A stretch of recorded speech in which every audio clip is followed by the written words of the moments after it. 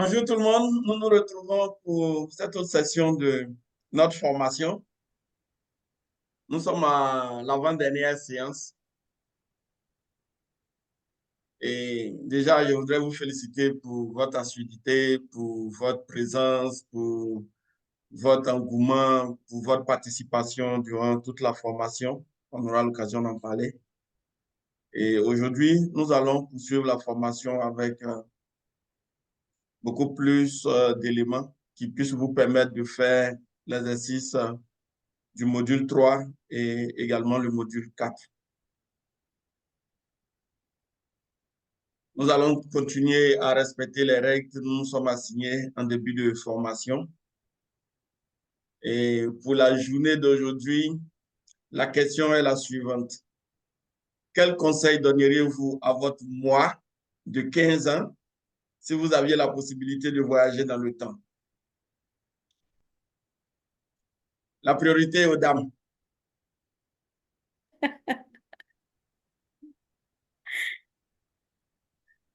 Je laisse le volontariat. Après 10 secondes, je désigne. Olissoa, vas-y. Oui, à mon mois de 15 ans, j'aurais conseillé ne triche pas avec le cours d'anglais. Faut faire le cours d'anglais. Là, c'est pas faux, hein? D'accord.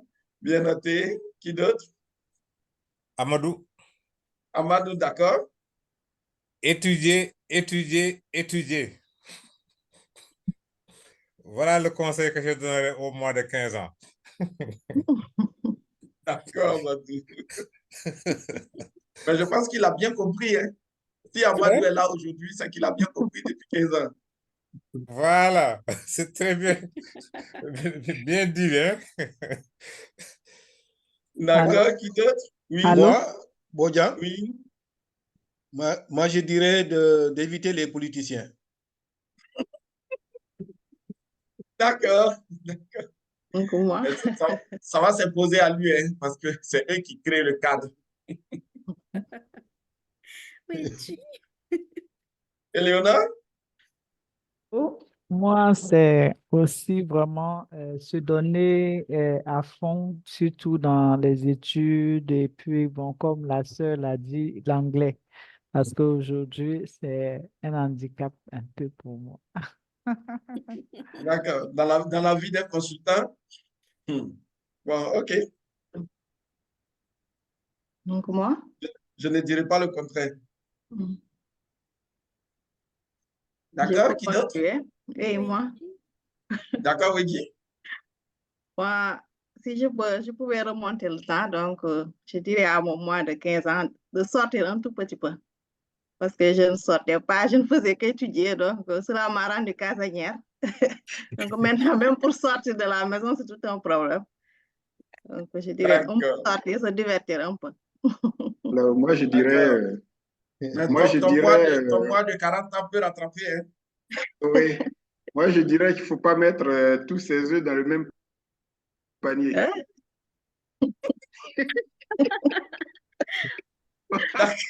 J'ai pas Faut pas compris, mettre tous ses mais œufs dans le même panier. D'accord, coach. Avant. D'accord? Bien noté. Qui d'autre?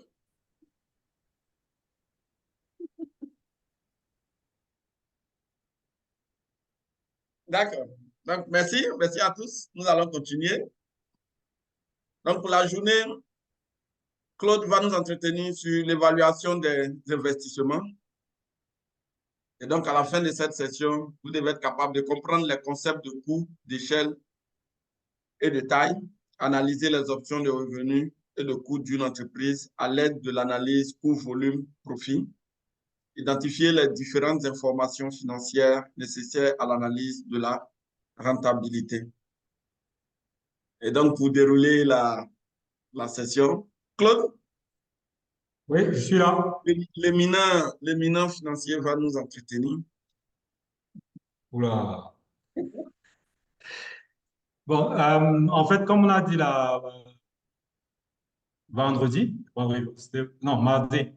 Mardi, on a fait le choix de passer d'abord sur le module 4 pour être un peu cohérent. On s'est engagé à revenir sur la notion de coût et particulièrement sur la question du seuil de rentabilité qui était pour nous un outil fondamental pour la réussite de vos interventions.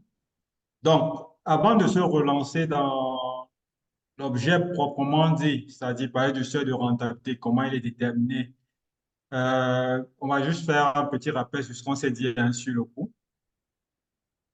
Dans le coût, c'était la quantification monétaire de la consommation d'une ressource dans un but précis, et ce but étant d'atteindre les objectifs de l'entreprise qu'on a vu dans le module 1.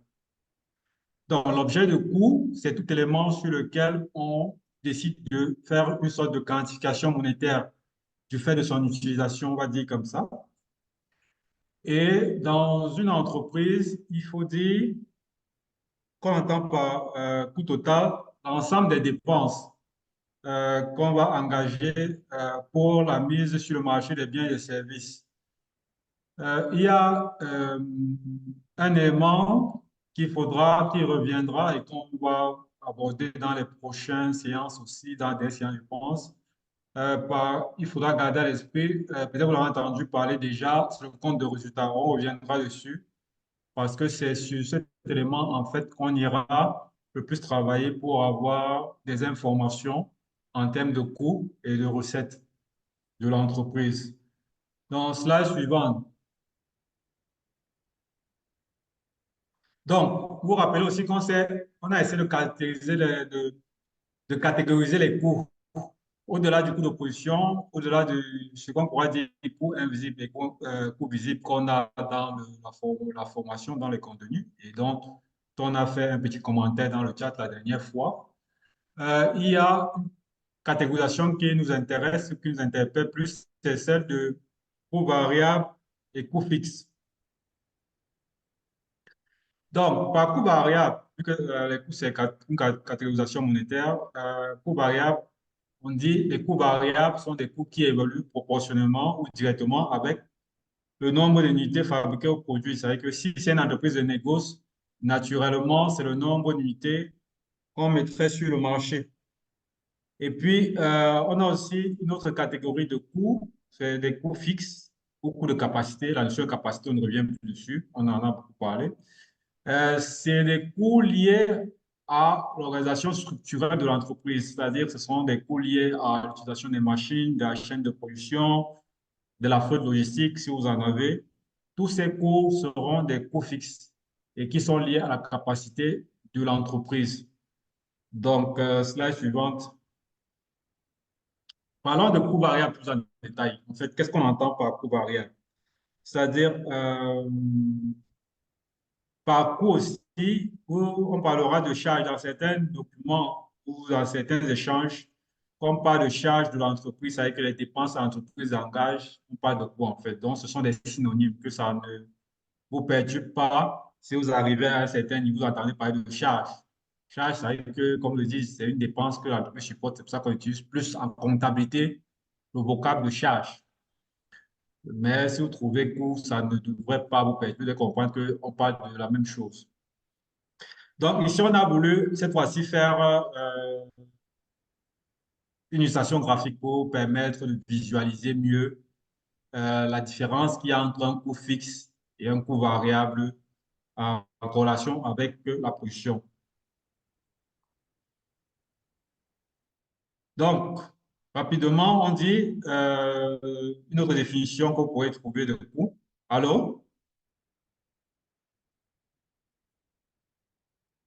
Allô, nous sommes là.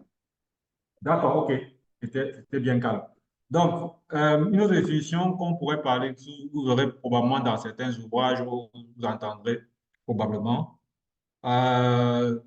Les coûts variables sont les charges d'ordre fonctionnel engendrées directement par l'activité de l'entreprise et par conséquence à la réalisation du chiffre d'affaires. C'est-à-dire, quand vous allez, si vous regardez la courbe, en ordonnée, on a mis les dépenses. Je vous ai dit dépenses égale. OK, je reprends le partage. Je craignais bien qu'on était en train de perdre mon binôme. Rapidement, 2 secondes.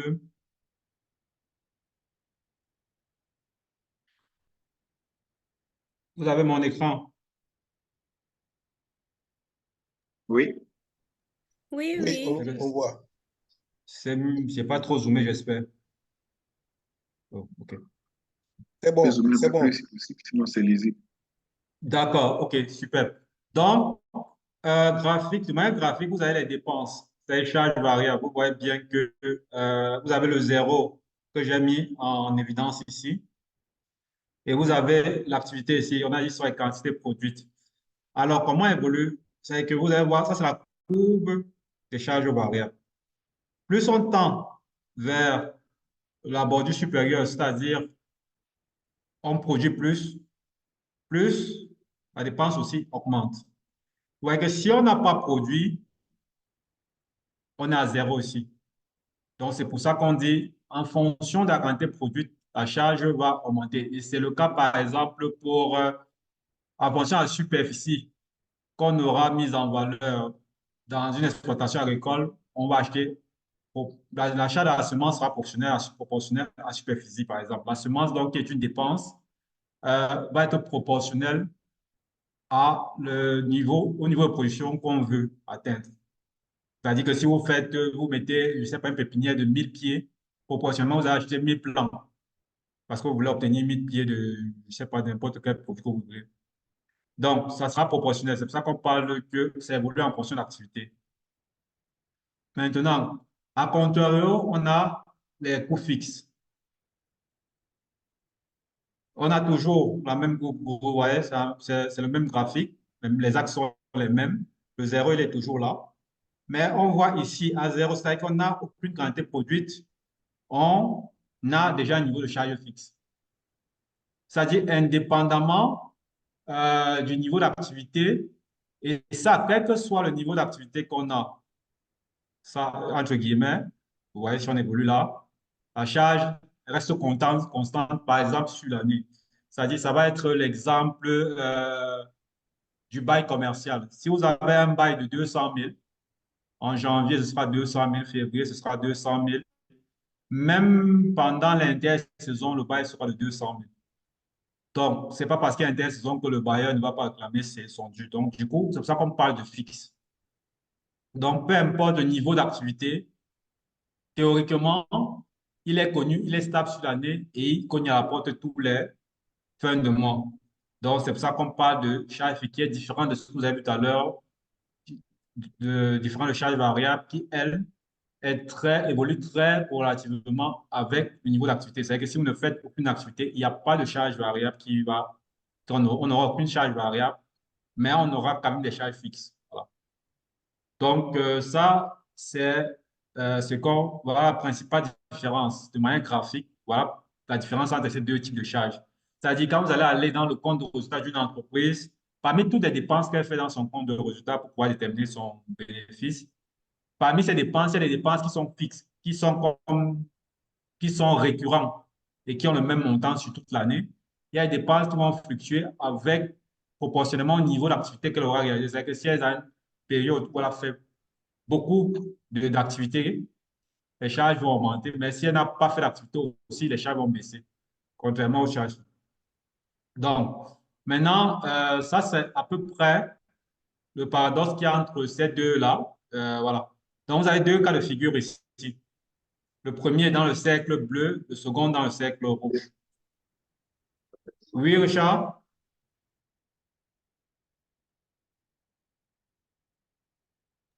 OK. Non, ça va, excusez pas moi, je suis dans un D'accord, environnement un peu difficile.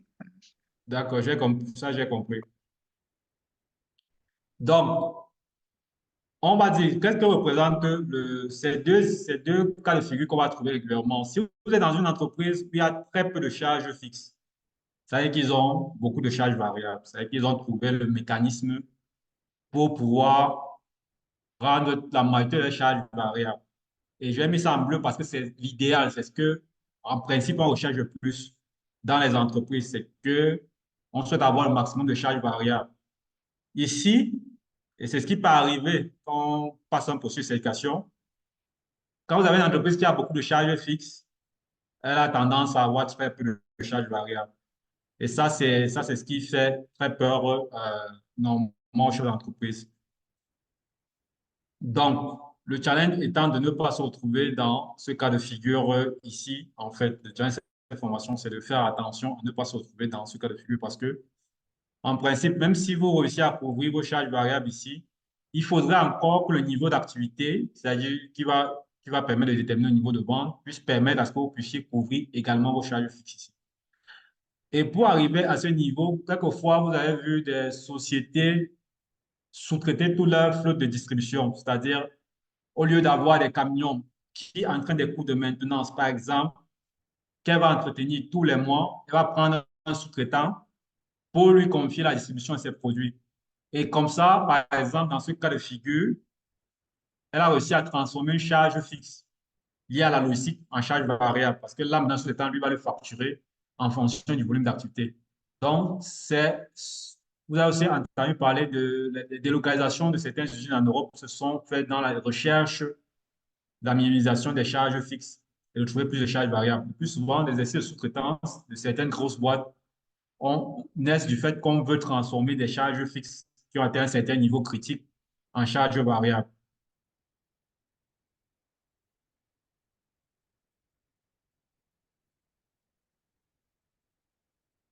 Donc, ceci dit, si on a bien assimilé aujourd'hui la différence pour le classement des charges en charges fixes et charges variables, je vous propose un exercice où j'ai essayé d'identifier un certain nombre de charges. Ce n'est pas l'intégralité des charges, mais au moins je pense que certaines, vous ferez face à certaines charges, à mon avis.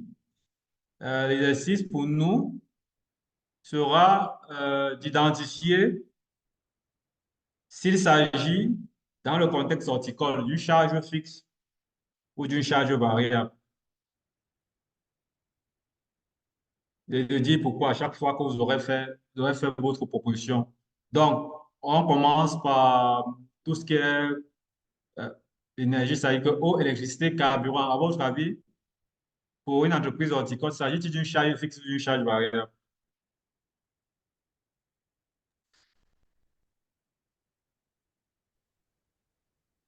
Euh, qui se On peut répondre? propose? Oui, on peut répondre, oui. C'est une charge variable. Pourquoi? Vous pouvez argumenter. Oui, parce que l'électricité, le coût de l'électricité peut évoluer en fonction de la production. D'accord. Tout le monde est d'accord, je suppose. OK. Oui. Je pose charge D'accord. variable. Fourniture de bureau. Charge fixe. Pourquoi? À chaque fois.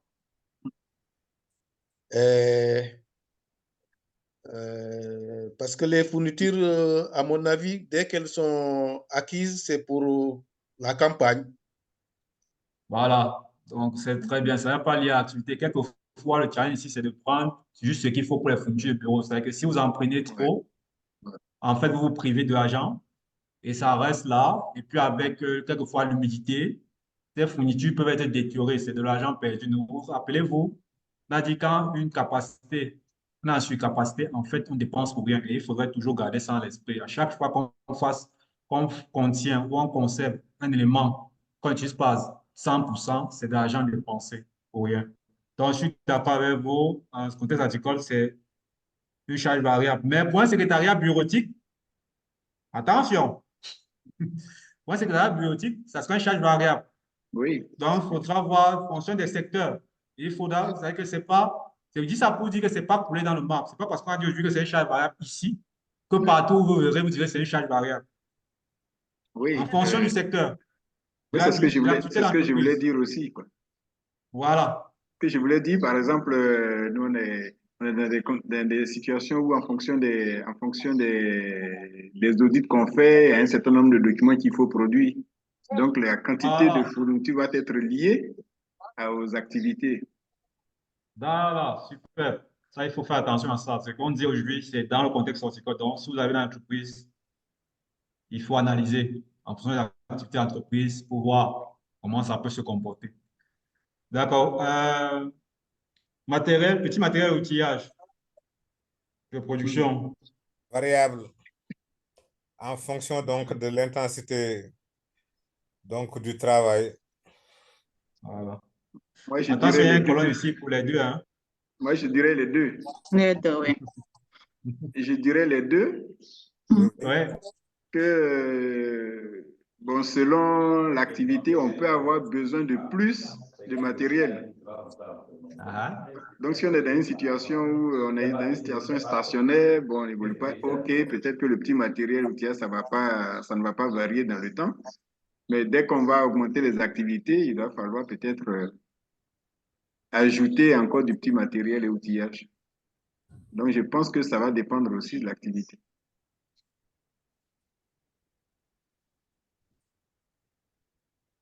Ah, Claude, je n'entends pas. C'est chez moi, c'est bloqué.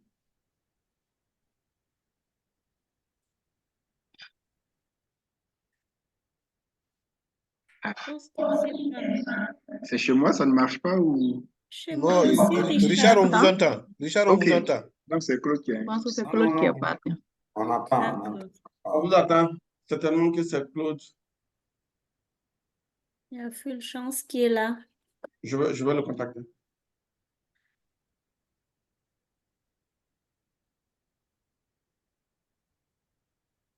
Déjà, tu as reçu mon mail, non, avec Jean-Claude, non?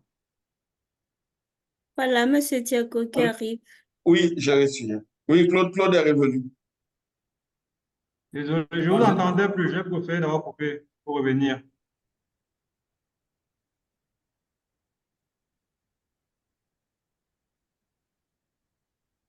Donc, qu'est-ce qu'on retient après ces partages-là?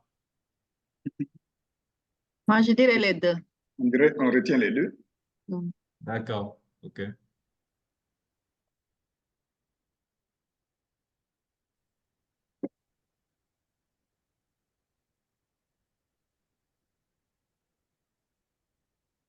Allô? Produit d'entretien. Variable.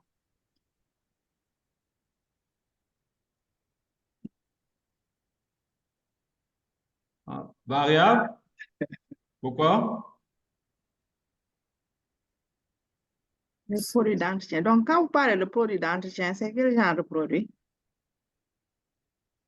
Entretien des machines ou bien? Oui. Hein? C'est variable. Ça peut varier en fonction de l'utilisation des machines, des nombreuses pannes qui arrivent, etc. Mhm. Je dirais que c'est des coûts variables. Ça peut être entretien des locaux aussi. Hein. Moi, Ouais. pour moi, ça rentre dans coût variable. Ouais.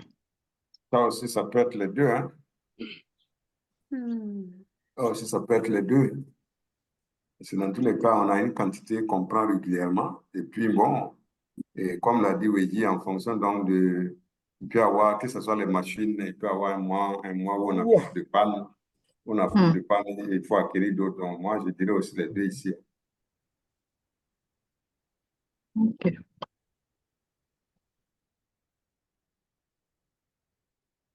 Je mets quoi? Je mets les deux. C'est vous qui décidez. Oui, les deux. D'accord pour les deux. OK. Transport du personnel. Les deux. C'est fixe, non? Ça peut être fixe comme ça peut être variable. C'est fixe. Moi, je dirais que c'est des fixe. coûts fixes. C'est un véhicule. Moi, je vote pour fixe parce que Ouais. Oui. même si on loue un carte de 50 personnes, c'est toujours la même location si on transporte 20 ou 10 ou 70. Tout à fait. C'est des coûts fixes. Moi c'est aussi, ça. je suis Mais pour si vous fixe. donnez à chacun son coût de transport, ça devient variable. Dans le cas que vous avez donné, c'est fixe, effectivement. Donc, les Oui. deux. Voilà, mais si chacun bénéficie, bon, comme on a dit transport du matériel, si on avait peut-être dit, si c'est sous forme d'indemnité de transport qu'on donne à chacun, Voilà, c'est ça peut variable. varier, ça peut varier si au cours de l'année, Voilà, il y a des recrutements. très juste. Je vous en prie. Maintenant, si c'est Je un vous cas en de prie. transport, comme le dit Olissou, si c'est un cas de transport qui fait la navette pour amener les travailleurs, ça, c'est fixe. Je vous en prie. Oui, Quand nous disons qu'une charge est à la fois variable et fixe, ça me fait un peu autrement là. En fait, la charge devrait être soit fixe, soit variable. Pourquoi on peut dire qu'une charge peut être variable comme elle peut être fixe? Dans une entreprise, on peut déterminer un certain montant pour, par exemple, pour les produits d'entretien. Là, ça devient fixe. Et s'il faut dire que ce soit fixe, soit variable, comment est-ce que l'entreprise va fonctionner dans ce sens-là? Mhm.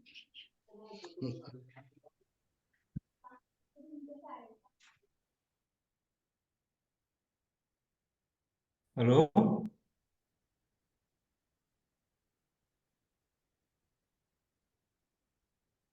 Allô, vous m'entendez?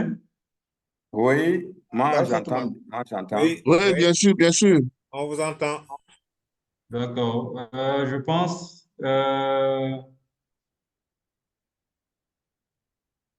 ce que je peux, le commentaire que je vais, pour le moment, euh, c'est d'analyser d'abord. Il peut avoir, qu'est-ce qu'on fait quand c'est les deux, on verra ce qu'on fait. Mais il peut avoir, je vais répondre quand je vais dire qu'est-ce qu'on fait quand c'est les deux. Il peut avoir des charges fixes, à la fois fixes et variables. Et je m'appuie même sur le, les derniers échanges au niveau des frais de transport. Quelqu'un a dit si c'est le bus, c'est fixe, il n'a pas de problème. Quelqu'un d'autre a dit si c'est des indemnités qu'on paye au personnel, pour lui c'est variable parce qu'il peut avoir des recrutements. Euh, pour le moment, je vous dirais déjà que c'est pour le transport, ça sera une charge fixe parce que vous avez ajouté, je veux vous avez ajouté une hypothèse dans le fait qu'il puisse y avoir des recrutements.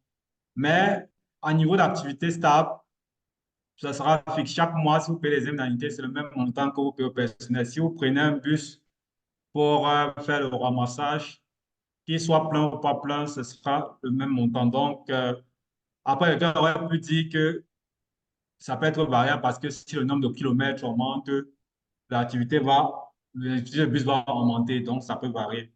Mais après, d'une manière basique, à un niveau d'activité stable, la charge sera fixe pour le moment. Et après, on va, comme je vous ai toujours dit, ici, il n'y a rien qui est coulé dans le marbre. Tout ce qu'on dit doit avoir un certain niveau, va être nuancé à un certain niveau pour pouvoir avoir la subtilité d'analyse qu'il y a derrière. Pour le moment, allons-y comme ça et après, on va voir quelles sont les nuances à apporter quand on fait cette analyse-ci. Mais le premier challenge, ce sera de pouvoir les séparer. Et il y aura des cas de figure où vous aurez les deux. Comment vous vous comportez quand une charge à la fois fixe et variable? Je vais vous donner un exemple encore. Quand vous avez les commerciaux, par exemple, dans la vente, la distribution à négoce, ils ont un salaire fixe et des primes qui est variable. Donc, c'est les deux. Le salaire il est fixe, la prime vient jouer sur la partie variable. Donc, Oui, ça peut arriver. C'est un exemple qui explique très bien ce qu'on dit les deux et comment on se comporte. Ça, c'est ce qu'on va voir plus à la fin de cet exercice. Mais le challenge, et je vous rejoins côté, c'est de pouvoir tout placer en charge fixe, charge variable. Ce sera le challenge. Mais maintenant, pour la démarche, on doit accueillir la démarche pour l'analyse, c'est tout.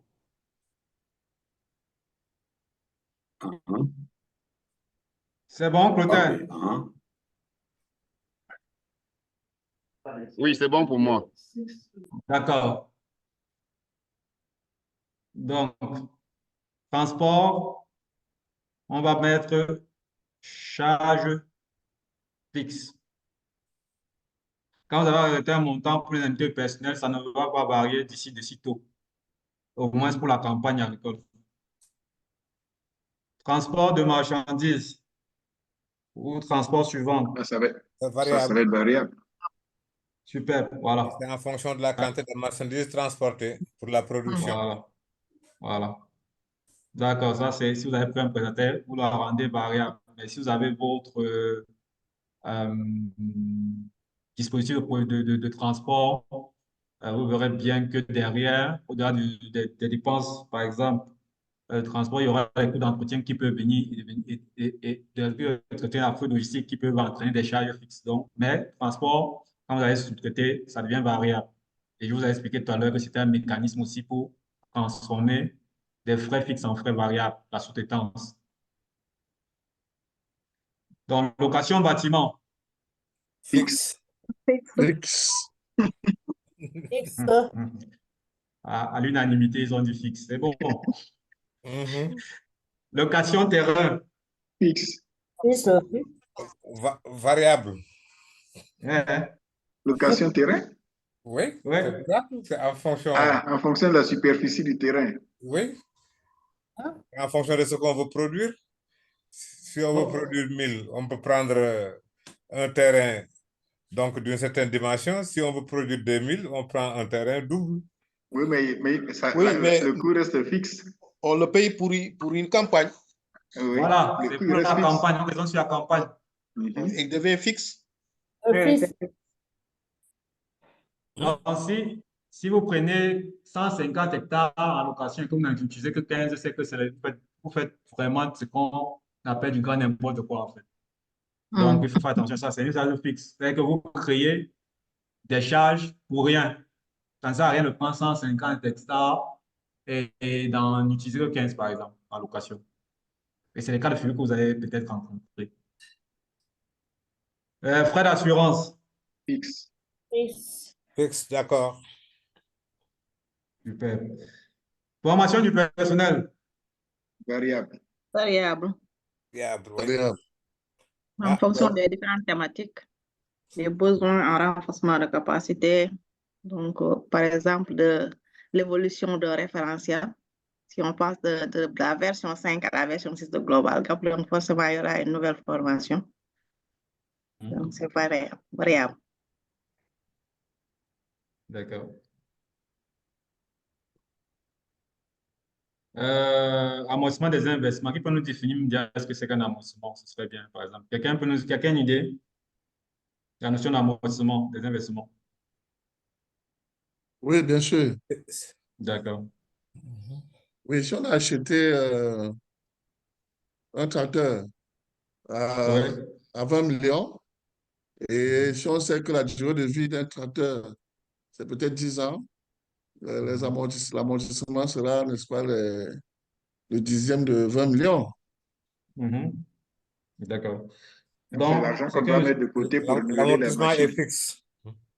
voilà, l'amortissement est fixe. Donc, l'amortissement, c'est un mécanisme comptable qui consiste à constater la dégradation d'un bien, d'un outil de production. Et le plus souvent, c'est fixe. Vous avez raison.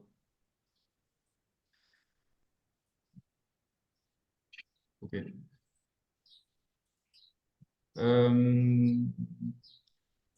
Les intrants agricoles. Variable. Variable. Variable. Oula. D'accord.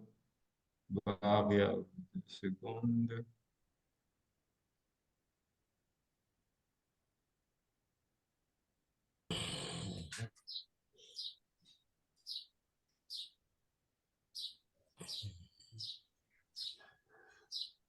Variable. Charge du personnel.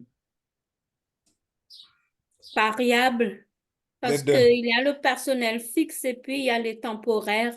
C'est les deux. Les deux, donc. Ah, c'est vrai. On va mettre les deux. Alors.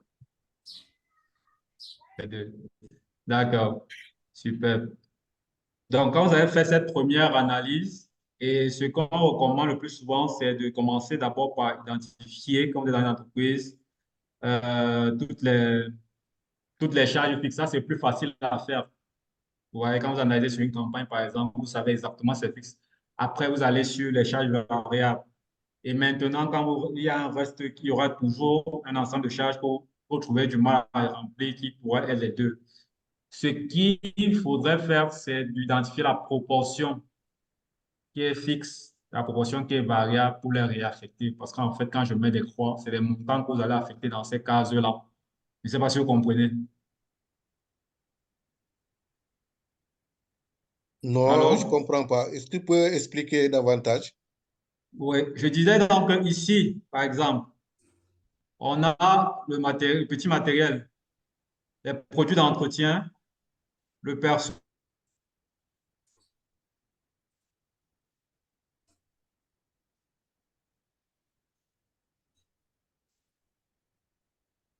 Identifier les charges fixes qui sont comme les amortissements. Là, on ne réfléchit pas beaucoup. On fait d'abord ce premier travail-là, on identifie tout ce qui est fixe. Le second travail va consister à identifier tout ce qui est comme charge variable, facile à identifier. Quand vous avez fini, vous restez avec ceux qui sont des charges mixtes, on va dire ça comme ça, c'est à la fois variable et fixe. Et à ce niveau, il y a un travail qu'il faudra faire avec le comptable de l'entreprise. C'est de réussir à séparer la quote-part de la charge qui est variable et la quote-part de la charge qui est fixe. Ça veut dire que pour un commercial, par exemple, quel exemple le plus simple? Vous allez dire, ce commercial, quel est le montant qui est le montant fixe? Il vous donnera, je ne sais pas quoi, peut-être 70 000, il vous dit 70 000. Vous mettez ça, vous réaffectez ça. Ok, Pardon? gannaaw suba incha allah. Excusez. Ah. Il y avait une préoccupation, M. Amadou? Vous m'excusez, j'avais oublié d'éteindre là le micro.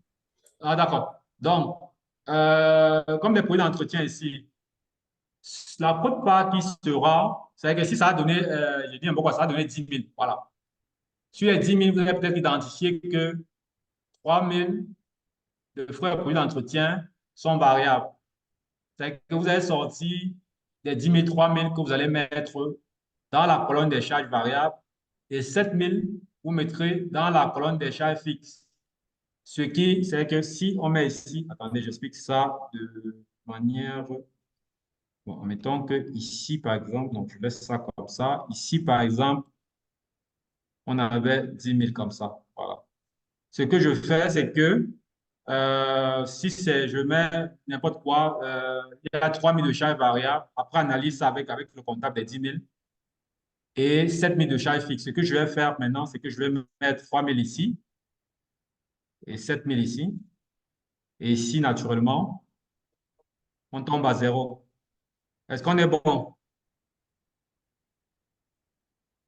Oui, oui. Allô? Oui, c'est Bon, clair. c'est bon. C'est l'exercice qu'il faudra faire pour tous ceux qui sont en situation de charge mixte ou qui ont une partie variable et une partie fixe. Et là, quand vous aurez fait cet exercice, ouais, naturellement, vous avez le total des charges fixes ici et vous avez le total des charges variables ici.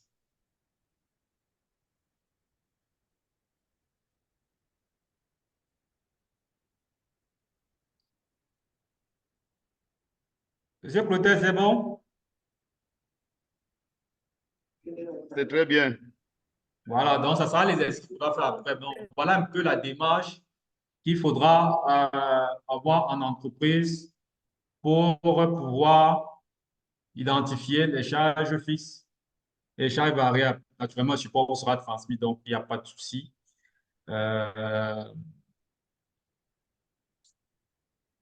Est-ce qu'il y a des questions avant qu'on ne passe à la suite?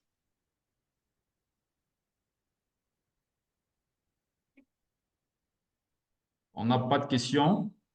Bon, maintenant, on va commencer. Maintenant qu'on a bien compris la différence qu'il y a entre charges fixes et charges variables, on va se permettre d'entrer de plein pied dans ce qui nous réunit aujourd'hui, qui est le seuil de rentabilité.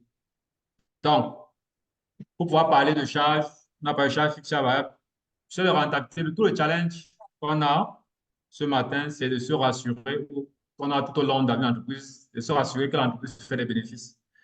Et ça, il faut calculer le résultat de l'entreprise. Donc, déjà, pour calculer le résultat de l'entreprise, on a voulu rappeler déjà la formule de calcul du résultat. On dit résultat d'une entreprise égale au chiffre d'affaires moins les charges variables moins ses charges fixes. Et le chiffre d'affaires, comment on le détermine? C'est les quantités vendues fois le prix de vente unitaire. C'est-à-dire ce qu'on appelle chiffre d'affaires aux recettes régulièrement. Il faut pouvoir l'identifier. Vous faites les quantités qu'il a vendues, mais avec un comptable, l'entreprise qui est contacté, vous donneront naturellement le chiffre d'affaires. Vous aurez fait le reclassement du compte de résultat de toutes ces dépenses en charges variables et charges fixes. Maintenant, vous avez cette formule de calcul du résultat. Vous avez cette formule de calcul du résultat. Donc,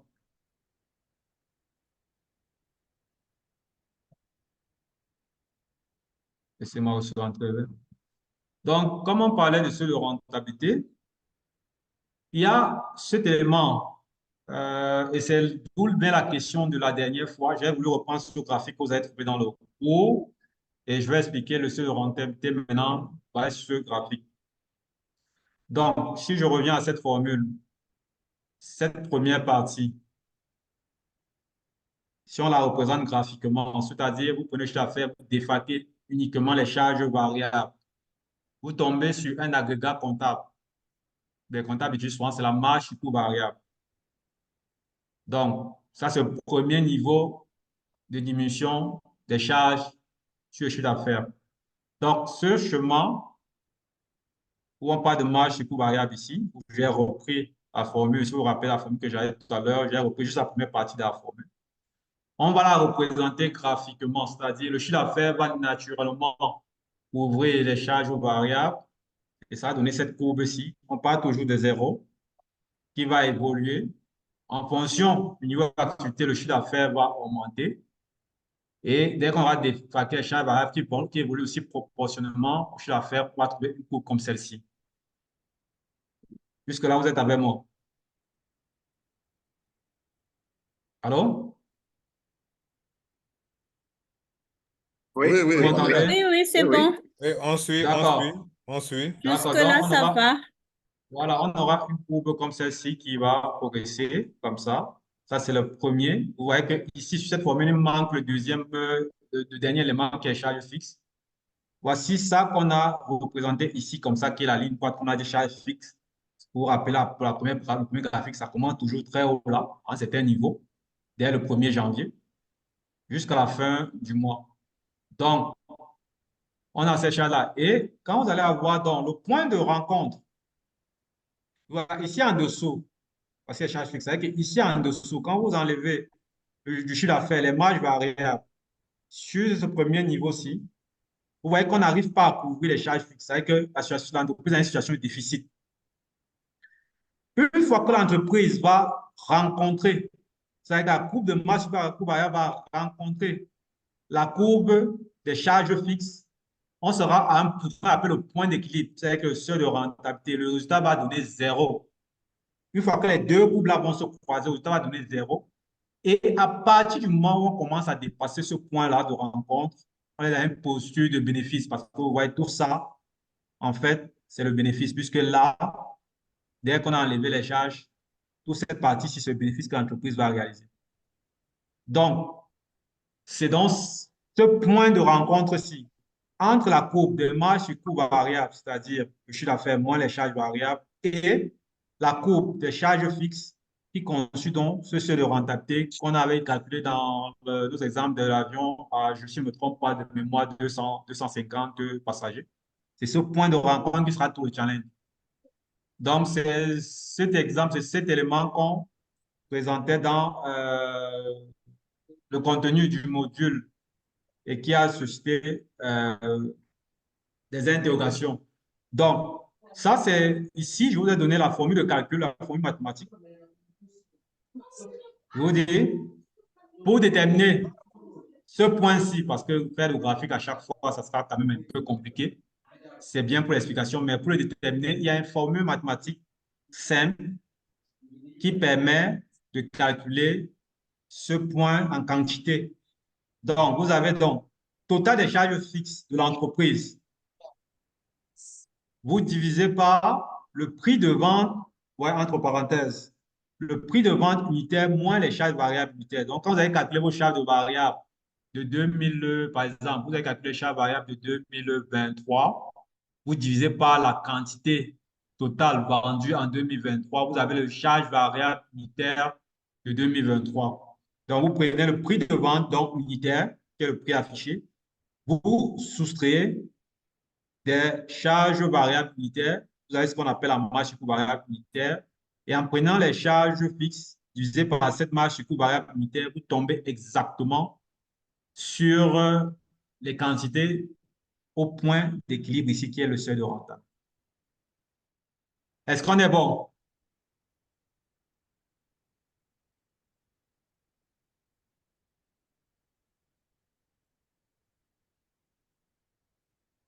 Alors, c'est bon, c'est clair? Moi, c'est un peu flou dans ma tête là. Peut-être que c'est bon pour les autres, mais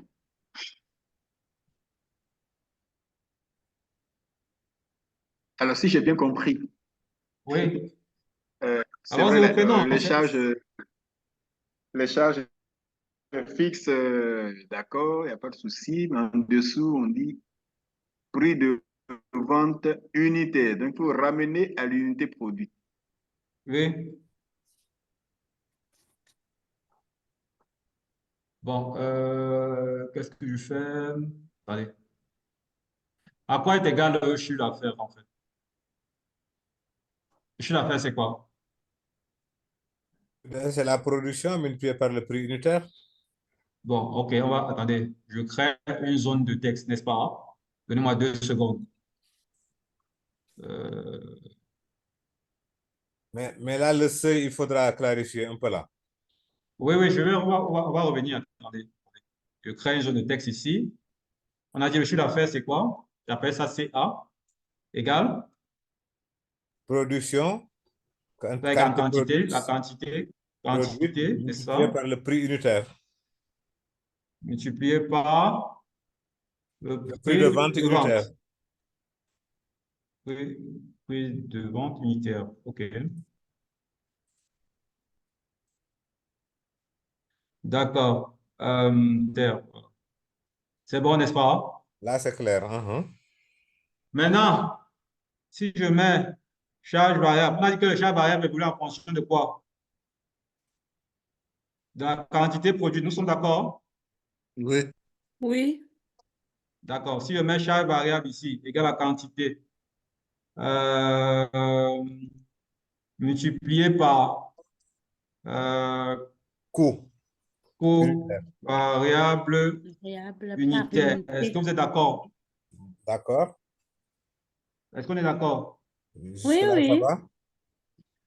Ça veut dire que euh, cette formule-ci, la marge sur coût variable-ci, n'est-ce pas? On va faire ça. Je peux aussi mettre ceci. Après, laissez, j'appelle ça marge sur coût variable. J'appelle ça comme ça. D'accord? Si je vous dis c'est quantité multiplié par le prix de vente. Prix de vente, j'abrège un peu. Unitaire. Hein? Non, je vais utiliser PVU. C'est bon, non? PVU, vous avez vu ça? Quand même, je crois. Au moins, c'est bon? Prix de vente unitaire, ça vous va comme ça? Hein? Mhm. Moins charge variable unitaire. Est-ce que ça vous semble correct, cette formule? Moins charge variable unitaire. MCV, vous pouvez rappeler, c'est quoi MCV? Attendez, Marge sur coût variable. attendez. Je reprends cette formule-ci. Attendez, on va lever ça comme ça. Marge sur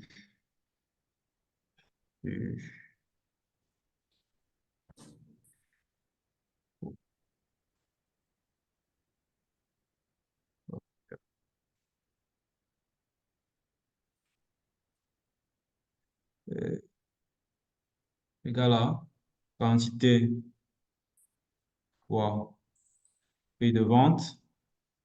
Ça, c'est, je mets ça entre parenthèses, comme ça. Moins quantité fois ou variable unitaire. C'est bon? Oui, jusque-là. D'accord. Jusque-là, on est bon. Je vais déplacer ça un peu comme ça. Déplacer ça d'abord comme ça. Voilà. Bon. Maintenant, si je dis, ça suppose que ma surcoût variable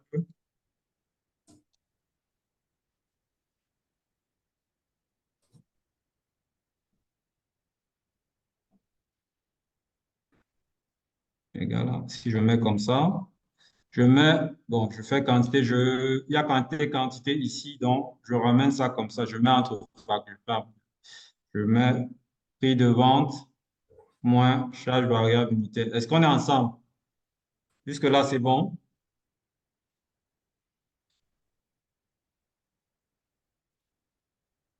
Prix de vente. On a mis quantité en facteur, oui. Oui, Oui, c'est quantité en bon. facteur. Je suis vraiment quantité en facteur. On est d'accord, n'est-ce pas? Ça va, Je oui. prends, voilà. Je vais prendre ça en rouge. Vous vous rappelez, on a dit résultat. On a dit résultat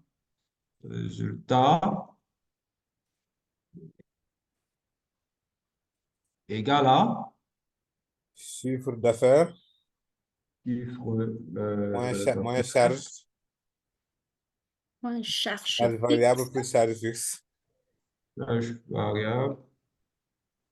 Entre parenthèses, charge variable, charge fixe. Oui, si On vous... peut faire comme ça. Hein? Bien, on se limite aux charges variables. Donc, c'est Charge chiffre variable. Non, prenons d'affaires la formule, c'est ce qu'on s'est dit tout à l'heure. Non, moins c'est pas charge grave. variable, moins charge Moins fixe. charge fixe. Ils sont tous C'est ça, négatifs. non? C'est ça, non? C'est ce qu'on s'est dit. N'est-ce Oui, pas? oui. On s'est aussi dit que le seuil de rentabilité, c'est quand le chiffre de résultat est à combien? À zéro. Quand le Allez, résultat, c'est, oui, 0. le résultat est nul. C'est-à-dire, c'est ça c'est ce qu'on appelle le seuil de rentabilité. Ah, On est ensemble? oui.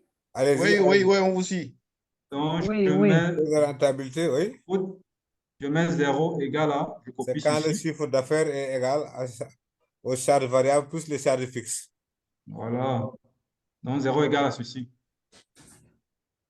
N'est-ce pas? Jusque-là, ça va. Jusque-là, c'est bon. Oui, donc voilà. Et je vais faire ce que monsieur Diouf qui a parlé. Il a dit chiffre d'affaires. Vous connaissez ce que vous avez dit, chiffre d'affaires? Oui. Au seuil de rentabilité, le chiffre d'affaires Quand le est chiffre égal. d'affaires est égal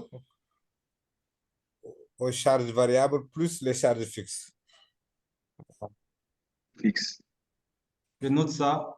Bien, on peut mettre ça entre parenthèses, charges variables plus charges fixes. Voilà, c'est bon, c'est bon.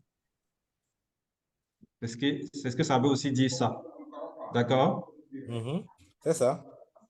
D'accord. Ça veut dire qu'au seuil de rentabilité aussi, si je m'appuie sur ce que vous avez dit, ça veut dire que chaque chiffre d'affaires, moi, c'est ce que je dirais ici, chiffre d'affaires moins charge variable égale à charge fixe. Est-ce qu'on est d'accord? Oui. Oui. D'accord. Est-ce qu'on est d'accord? Hein? Oui, d'accord. Donc, si je reprends cette formule-ci. Je reprends, attendez, jamais quelqu'un. Je reprends ceci, cette formule-ci. Je mets en rouge. D'accord? Ça, on a vérifié, nous sommes d'accord? Mhm. Ça, c'est la marge du coût variable ici. On est ensemble? Oui. Oui, oui. Si je remonte, vous allez voir, on va tomber dessus, en fait. On est d'accord? Donc, si je prends cette formule-ci, donc je vais l'intégrer dans celle-ci. Ça veut dire quantité, je mets Égal. dans un facteur, prix de vente moins coût variable unitaire égale à charge fixe. X. On est ensemble? Oui. Tac. Donc, ça fait que quantité égale à charge fixe divisé par prix de vente moins coût variable unitaire. Mhm. Hein? Ce que je n'ai pas bien saisi, Pardon? je dis, Claude, ce que je n'ai pas bien saisi, Oui. quel est le sens de calculer uniquement la marge sur les coûts variables? Parce que la marge, normalement, c'est le chiffre d'affaires moins l'ensemble des charges. Bon, ça, c'est le résultat. Variable plus fixe. Le résultat, c'est le C'est le sens résultat. que je n'ai Ce pas que- saisi. D'accord. Les marges sont des résultats intermédiaires, c'est-à-dire on a stratifié les charges. D'accord? Mhm. Donc, la formule que vous avez donnée, c'est pour avoir le résultat définitif. Mais pour avoir le résultat définitif, il y a un ensemble de résultats qu'on va classer d'intermédiaires. Mhm. D'accord? Donc, on va essayer d'identifier la marge courable, c'est qu'on va essayer d'identifier le résultat de l'entreprise par rapport, on nous a dit qu'il y avait deux types de charges, bien ici. Il y a les charges fixes et les charges variables. On va faire un premier exercice qui est d'analyser le résultat de l'entreprise par rapport aux charges variables. On va tomber donc sur la marge coût variable. Est-ce que le chiffre d'affaires que l'entreprise réalise permet de couvrir ses charges variables? Oui, elle permet de couvrir ses charges variables. On tombe sur la marge de coût variable qui peut être négatif, nul ou positif. Et après, donc, on a fini cette analyse, on passe à un second niveau d'analyse qui est de dire, maintenant, le résultat qu'on a pu, si on a réussi à couvrir nos charges variables, avec les charges qui évoluent proportionnellement, qui sont directement intimement liées à l'activité, est-ce qu'on peut couvrir nos charges de structure, les charges structurelles qui sont, on les subit un peu parce que si on pouvait s'en passer, tout le monde travaillerait avec ces charges variables, c'est-à-dire ces charges qui naissent du fait même de l'activité, de la création de la richesse. Mais maintenant, on a des charges qu'on subit un peu qui sont les charges structurelles. Maintenant qu'on a couvert nos charges liées à la création de la richesse de l'entreprise, est-ce qu'on peut couvrir nos charges structurelles? Et ça, c'est le second niveau d'analyse. Et idéalement, on doit pouvoir aussi tomber sur une réponse affirmative qui est 8. Si on n'arrive pas, il faut donc réussir à chercher la quantité qu'il faudra déterminer pour être à ce niveau de couverture des charges, à la fois les charges variables, c'est-à-dire celles qui naissent du fait de l'activité, et les charges structurelles, ou les charges de capacité, ou les charges fixes, ce qu'on appelle charges fixes. Est-ce que c'est bon? C'est juste une analyse économique pour arriver à se rassurer que pour analyser la rentabilité ou la performance de l'entreprise sur le plan de la création de la richesse et sur le plan de la capacité à couvrir ses dépenses de structure.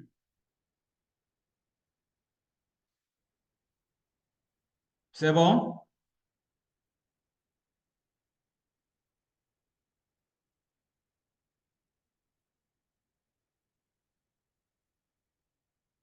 Est-ce que pour la formule, c'est plus clair, celle-ci, quand on a décomposé comme ceci? Oui, c'est plus clair. D'accord. Je vous en prie. Oui. Je suis un peu plus à l'aise quand on dit 0 est égal au chiffre d'affaires moins, entre parenthèses, charge plus charge variable plus charge fixe. Comme ça, hein? Il n'y a pas de souci, hein. C'est plus facile comme ça.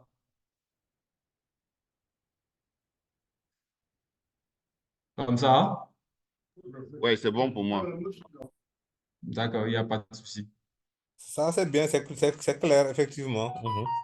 Ce qu'on avait dit au départ. Voilà. Donc, c'est comme ça qu'on arrive donc à cette solution-ci. À chaque fois que vous l'appliquez, vous tombez naturellement sur...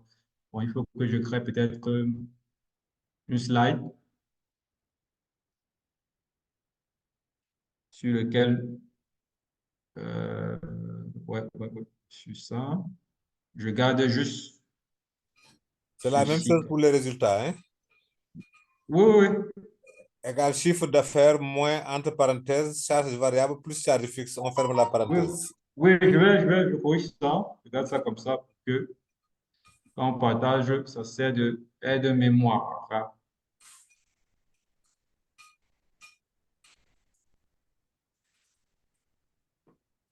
donc, on met comme ça.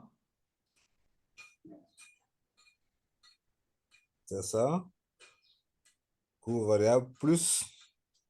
Ici au milieu. Voilà. Alors, tout le monde est confortable comme ça. Voilà. Bon, je fais un peu le ménage ici aussi pour ramener mon graphique tel qu'il était au départ.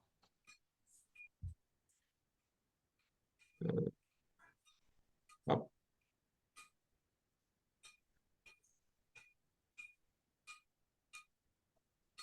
C'est bon pour tout le monde comme ça, non? C'est bon. Voilà. Ici, on a la petite démonstration qu'on a fait tout à l'heure. Donc, la dernière question que j'ai, on parle de charge fixe depuis, mais après, il faut aussi analyser l'évolution. C'est peut-être ça qui va répondre à la question sur pourquoi on scinde de charge variable et charge fixe. Ici, on a un peu retracé l'évolution. Voici la courbe des charges variables ici. Vous verrez qu'ici, quand on fait des prévisions, on a une courbe droite en vert là. Et pendant la réalisation, vous allez voir qu'en fonction des coûts d'achat sur le marché ou des prix d'achat des intrants, les quantités seront connues, mais ça peut varier autour de cette courbe-ci. Donc, si vous quittez de là à là, vous avez juste une variation croissante, mais c'est autour de la courbe de tendance qu'on a au départ, quand on faisait les prévisions. C'est un peu comme ça que vont évoluer les charges variables. Maintenant, qu'est-ce qu'il en est des charges fixes? Et peut-être pourquoi on se casse la tête à calculer sur de rentabilité. C'est que les charges fixes, bon, ici, vous voyez, j'ai pris ce Q, c'est une quantité Q1 à Q2, quantité produite. Vous voyez que ça évolue autour de la tendance. Maintenant, les charges fixes, qu'est-ce qui va se passer? De 0 à Q1, on a un niveau de charge fixe là. Dès que vous avez franchi Q1, c'est qu'il y a une saturation de capacité. En fait, si vous avez cultivé toute la superficie que vous avez prévue jusqu'à Q1, vous avez acheté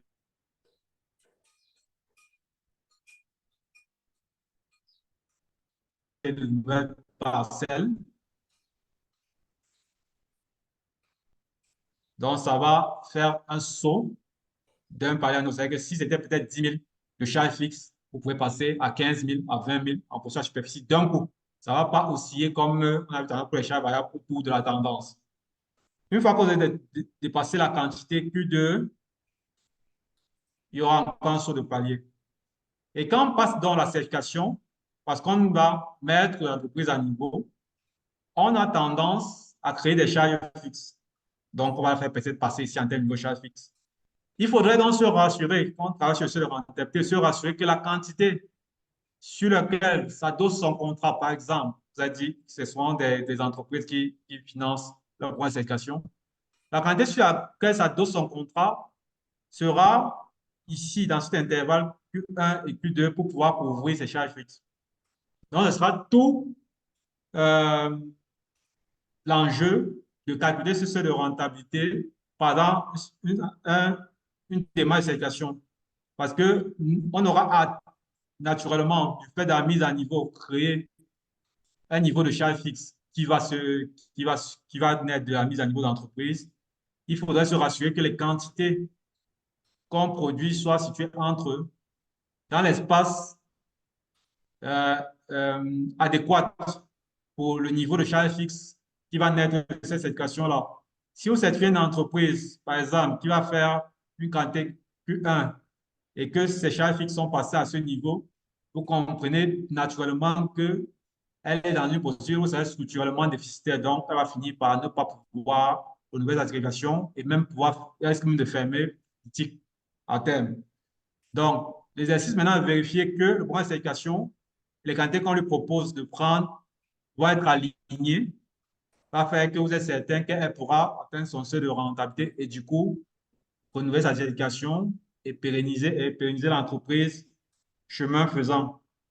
Donc, c'est ça tout l'enjeu pour lequel il est nécessaire de maîtriser cet outil sur le seuil de rentabilité et pourquoi il s'aligne, il va en droite ligne avec l'analyse que vous faites ou le diagnostic que vous faites pour un programme de certification d'une entreprise. Donc, à ce stade, est-ce qu'on a des questions sur ce qu'on vient de voir sur l'ensemble du module ou des modules précédents?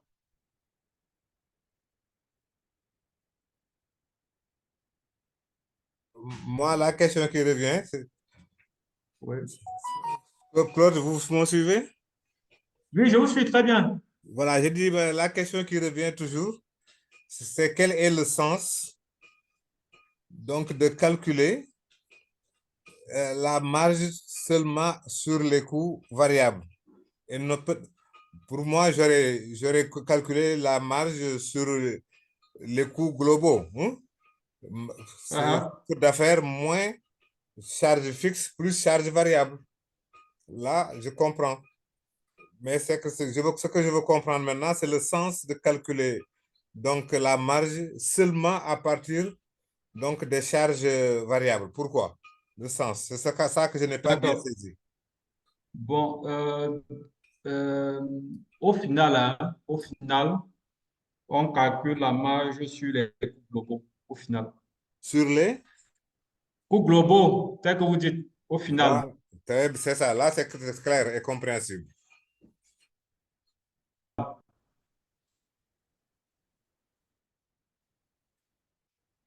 Allô? Oui, là on comprend. D'accord. La marge Donc, sur l'ensemble des coûts, à partir des coûts. Le chiffre d'affaires moins voici ce que les vous charges variables dites plus ici. les charges fixes. Ça, c'est ce qui fait sens pour vous. C'est ça? Oui, pour moi, oui, pour moi. D'accord. Là, je comprends. Merci. Oui, je disais donc que... C'est l'intérêt que je ne vois pas.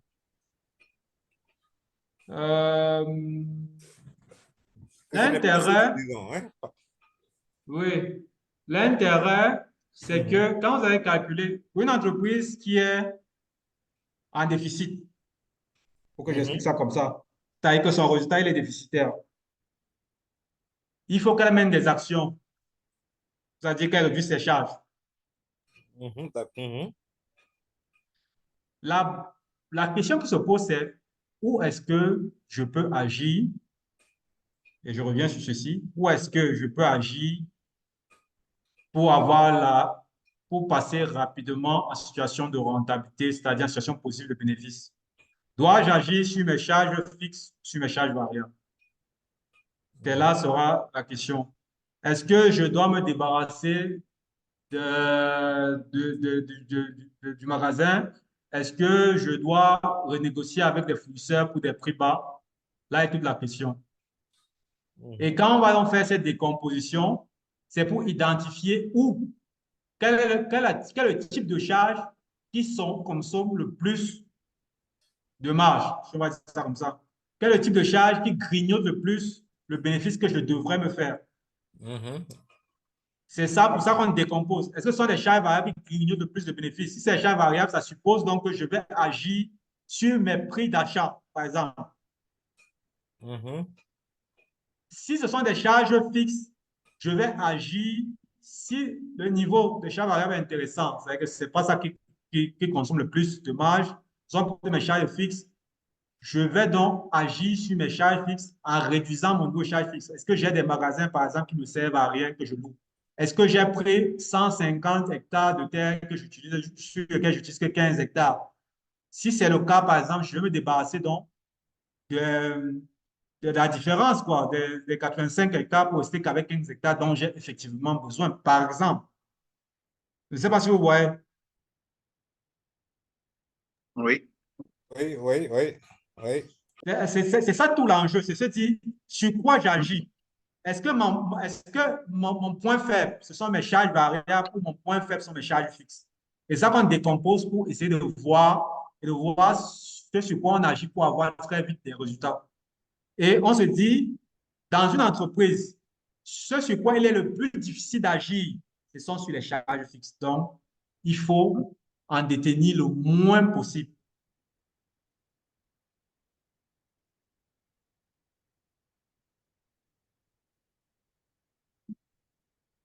Est-ce que c'est bon maintenant?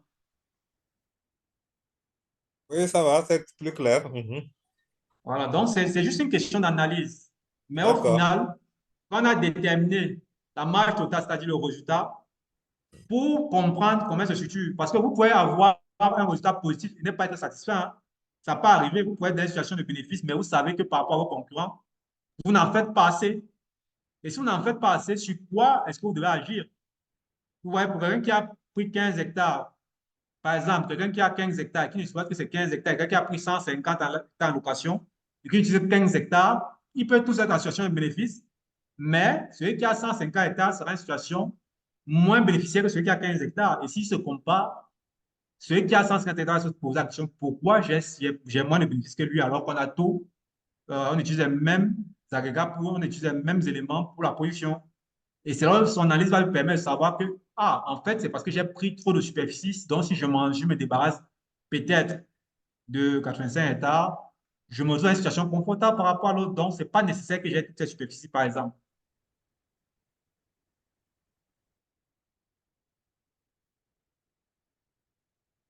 D'accord. Voilà. Donc, c'est vraiment pour les besoins d'analyse, tout simplement. Est-ce qu'il y a une autre préoccupation?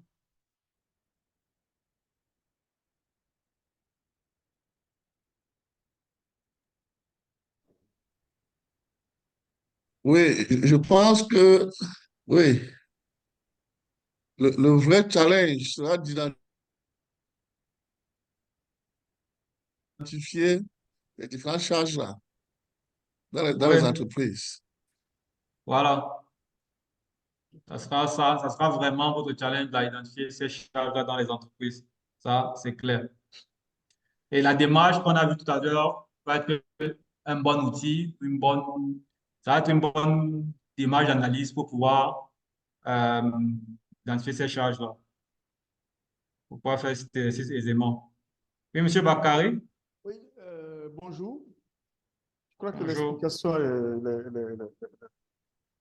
est parfaite.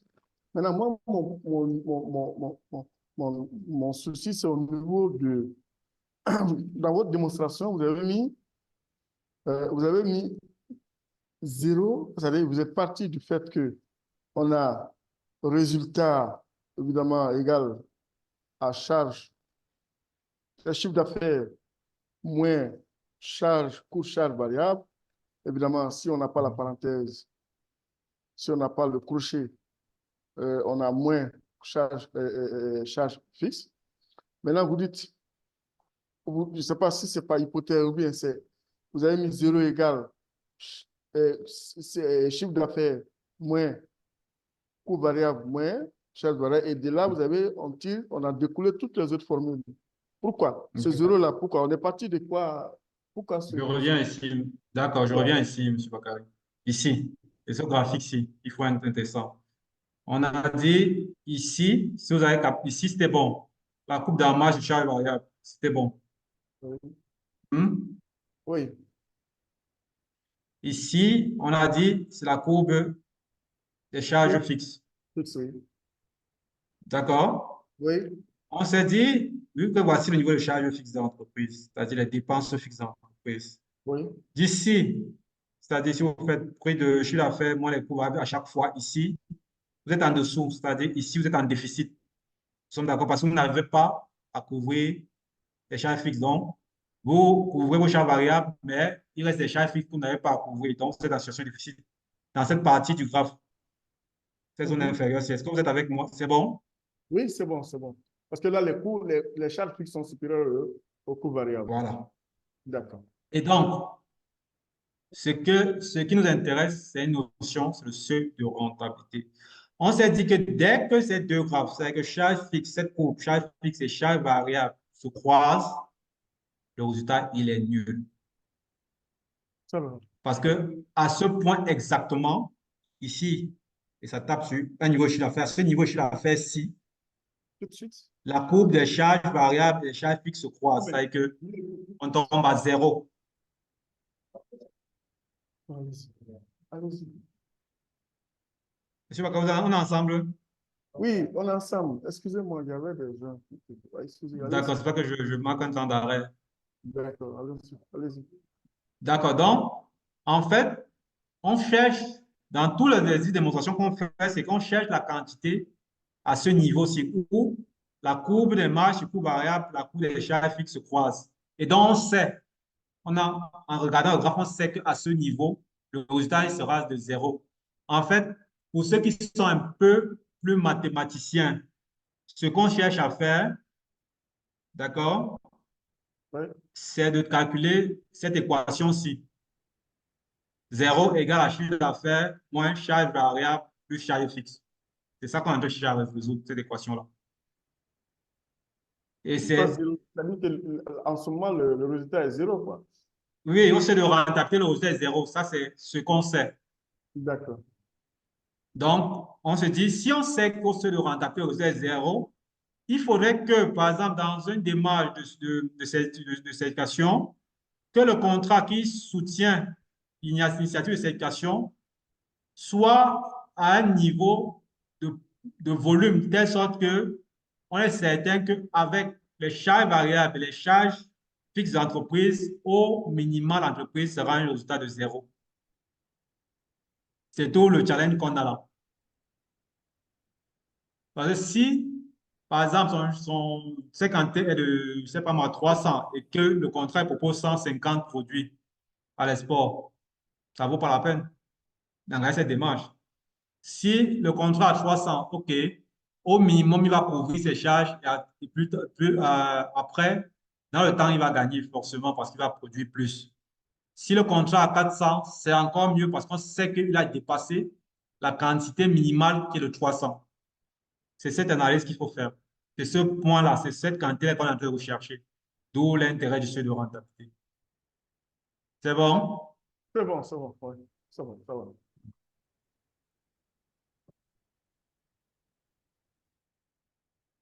Une autre intervention?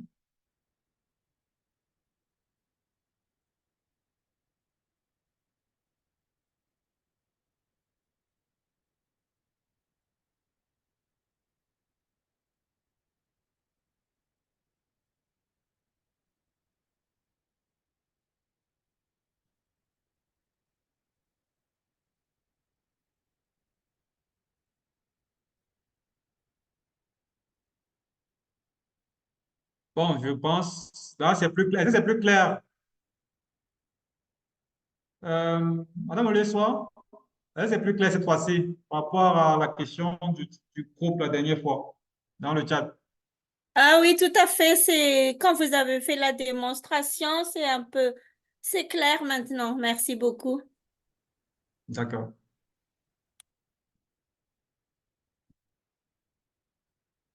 Donc, ceci dit,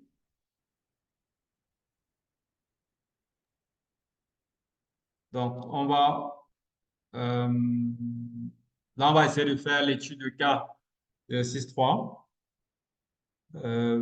Voilà, donc ici, on va se mettre en... Je propose qu'on fasse, cette fois-ci, on va faire deux groupes.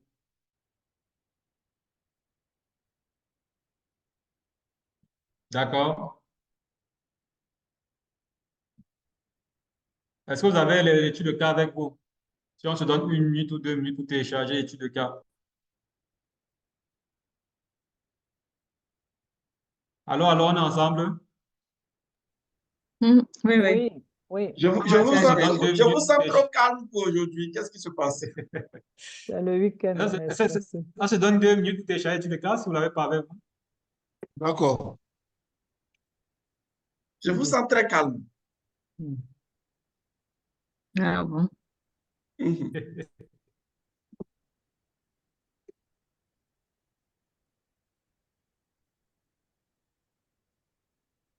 Exercice 3. 8, 2, 4, 3, 8.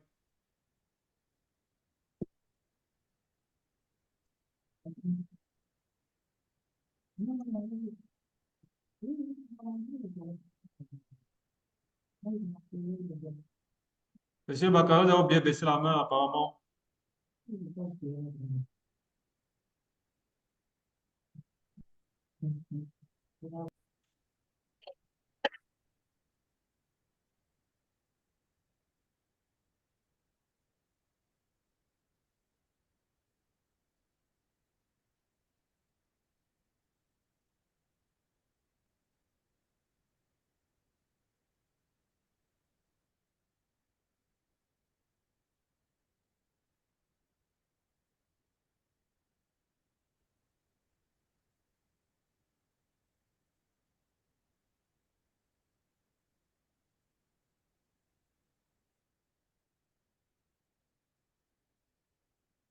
Bon, c'est vrai que le fichier, il a plusieurs pages, mais il y a des informations sur ici, sur les superficies cultivées. Il y a des informations sur le rendement. Voilà. Ça, c'est la dépense d'investissement. À ce niveau, ce tableau n'a d'intérêt que pour nous démontrer comment c'est déterminé le tableau, les amortissements qu'on a vu tout à l'heure qui était le charge fixe, c'est-à-dire toutes les dépenses d'investissement qu'il a pu réaliser. Voilà les amortissements qui sont induits. Donc, c'est intéressant ici de voir que il y a un total ici, un total des amortissements qui va revenir plus loin ici. Pour faire l'exercice, je vous recommande d'utiliser ce tableau-ci, des recettes, profits et pertes. Ailleurs, vous allez entendre parler de recettes dépenses. Dans le jargon, vous allez aussi entendre parler de compte de résultat. C'est le même tableau. Ici, il y a eu déjà les recettes, c'est le chiffre d'affaires. Donc, vous avez les recettes de l'entreprise ici, qu'on a essayé de calculer. Et puis, on a scindé les charges déjà en charges variables. On a essayé de, vous allez voir les catégories de charges. On a les charges variables jusqu'ici.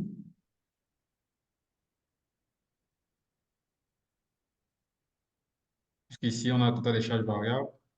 Et puis, on a la marge brute. La marge brute ici, c'est ce que nous, on a appelé marge sur coût variable. Donc, quand vous voyez dans le cas, on a parlé de marge brute. C'est une autre appellation de marge sur coût variable qu'on a vu tout à l'heure, comment on calcule si les chiffres d'affaires moins toutes les charges variables. Donc, quand ils ont fini de faire l'analyse qu'on a prévue pour distinguer charges fixes et charges variables, ça, c'est ce qu'ils avaient à faire au préalable. Ils ont fait un regroupement de charges ici. Donc, quand on vous demande de calculer la marge dans le cas, en fait, on vous demande de calculer la marge sur coût variable si le prix atteint un certain niveau naturellement. Et dans un second temps, on vous a décomposé ici les charges fixes.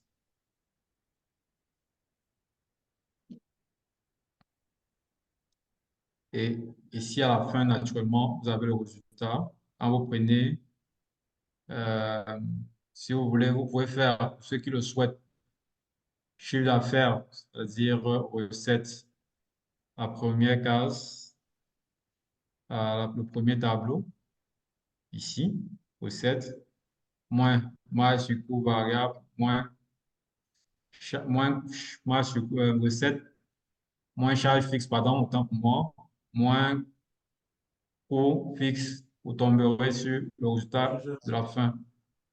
Pour ceux qui peuvent, qui l'ont compris pendant la démonstration, ce résultat aussi, c'est marge et coût variable moins juste les charges fixes, parce qu'on a déjà enlevé les charges variables, on retombe sur le même résultat.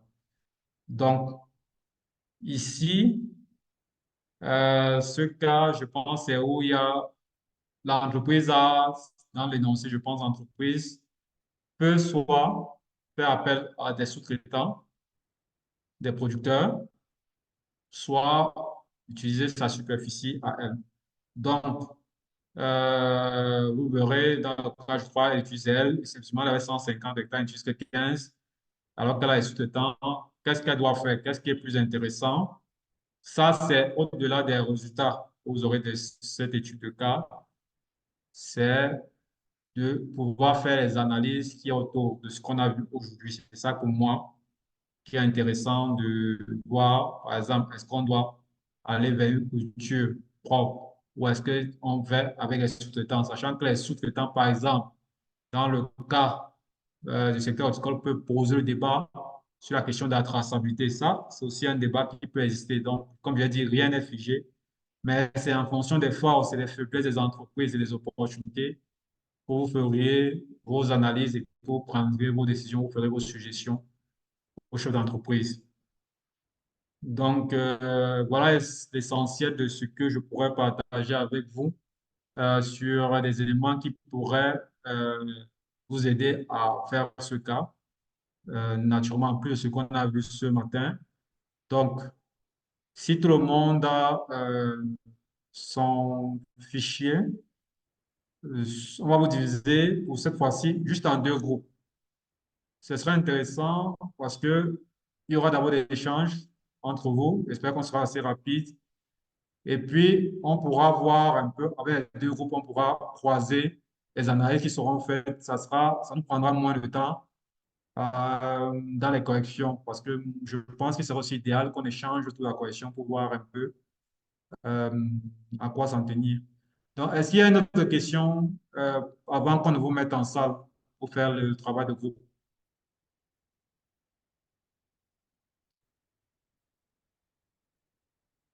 Donc, pour pouvoir vous diviser, je suis contraint un peu d'arrêter le partage et de lancer la répartition des salles. S'il y a des questions, n'hésitez pas à ouvrir votre micro et poser. Si on peut avoir encore la question 4 et 5, si vous pouvez réafficher l'énoncé, hein, pour qu'on maîtrise mieux la question 4 et 5. Ça OK. D'accord, je réaffiche. Je vous propose aussi de filmer et d'envoyer dans le groupe WhatsApp. Ce serait bien, non? Le pas là. Hein? C'est dans le groupe. Je vais faire un capture d'écran et j'envoie dans le groupe WhatsApp. D'accord. Pour que ça reste en mémoire. Je fais un capture d'écran de certains PowerPoint, j'envoie dans le groupe WhatsApp. Excellent, excellent. Bonne idée. D'accord, super.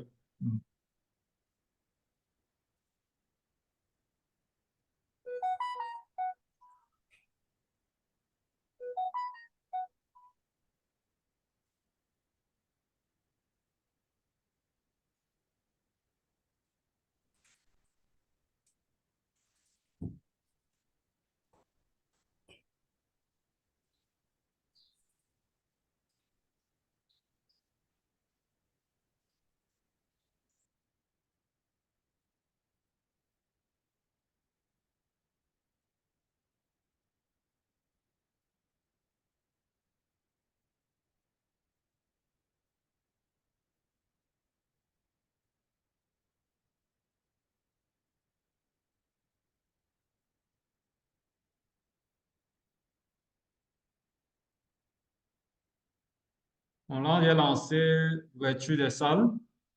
Donc, pendant que vous rejoignez vos salles, je partage donc les captures d'écran dans le groupe WhatsApp. Tout le monde est revenu. D'accord, bonne arrivée. Nous sommes à 11h03. Et donc, on va naturellement corriger l'exercice parce que je pense que l'exercice il est important, il est intéressant. Et donc, on prendra le temps dans la dernière session de bien corriger l'exercice. Et donc, on voudra aussi vous demander de compléter avec l'exercice du module 4 afin qu'on puisse les corriger ensemble à la dernière session. Et donc, pour la session d'aujourd'hui, je pense qu'elle a permis de mieux comprendre certains aspects liés à la formation. Il y a Oliswa qui écarquille les yeux. Et donc, la session d'aujourd'hui vous permettait de... Et comme l'a dit Mba, il a très bien dit, le challenge pour nous, pour vous, devra être d'identifier les charges fixes et les charges variables au sein de ces entreprises-là. Et naturellement, il y a aussi un élément qu'il ne faut pas omettre, c'est les charges relatives à la certification. Et donc, quand on fera, vous ferez le diagnostic de l'entreprise, un plan d'action sortira. Et donc, derrière aussi, il y a des coûts liés à la réalisation ou à la mise en place des différents éléments que vous allez énumérer, comme ce qu'on a vu dans le module 2. Et donc, il faudra aussi prendre en compte ces charges qui vont découler de la mise en place ou de la mise en conformité du référentiel choisi par l'entreprise. Et pour ce qui concerne le chiffre d'affaires, si vous avez un cas où l'entreprise a déjà signé un contrat avec un client, et donc vous pourrez facilement avoir un chiffre d'affaires prévisionnel. Dans le cas contraire, l'entreprise vous dira habituellement quel est le volume qu'elle exporte ou qu'elle conditionne. Et c'est un peu ça tout l'enjeu de cette formation. Rassurez-vous, nous allons ensemble faire la correction à la dernière session avec, quand je lui dis l'expert, le grand expert, il me dit non, il est modeste. Donc, on fera la correction avec Claude. Mais là, on a une doléance. On a une doléance pour la dernière session. La doléance, c'est celle-là. La dernière session, naturellement, nous devrons la faire le mardi. Mais la doléance, c'est que un parmi nous sera très occupé le mardi. Et donc, on voudrait vous proposer soit le mercredi 8 ou le vendredi 10 mai.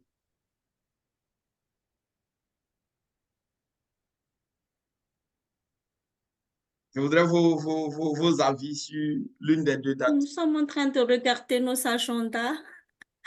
Le vendredi. Je ne suis pas attendre pour le mercredi. Le vendredi. Parce que nous, on avait déjà arrêté mardi et vendredi. Si mardi ne tient pas, prenons vendredi. Vendredi. C'est vraiment une doléance. Mercredi. Moi, j'opte pour le vendredi. On fait comme ça. Vendredi 10 mai. Le vendredi, c'est bon. Vendredi, c'est bon. Parce qu'on est déjà habitué à vendredi. Voilà. Oui, vendredi, c'est bon. C'est bon pour moi aussi, vendredi. Vendredi. C'est bon pour vendredi. Vendredi. Merci pour votre indulgence. Mais c'est aussi long jusqu'à vendredi, ce qui demande de faire aussi vos exercices. Celui d'aujourd'hui, je ne suis pas certain que vous ayez terminé. Et donc, il n'est pas interdit de vous retrouver pour le finaliser si vous le voulez. Afin que vendredi, ce soit vraiment plus réactif. On a un groupe WhatsApp, vous pouvez toujours vous inviter sur le groupe WhatsApp et puis vous donner un rendez-vous, pourquoi pas, d'1 heure à 30 minutes pour finaliser les deux exercices. Par exemple, le mardi, on pourrait mettre à contribution, par exemple, Mardi, on ne va pas travailler. Voilà, là, c'est à libre choix. Vous pouvez éventuellement vous rencontrer. D'accord, vraiment, merci beaucoup pour cette indulgence. Et puis, on va, comme d'habitude, prendre la photo de famille que je vais envoyer à la fin de la session.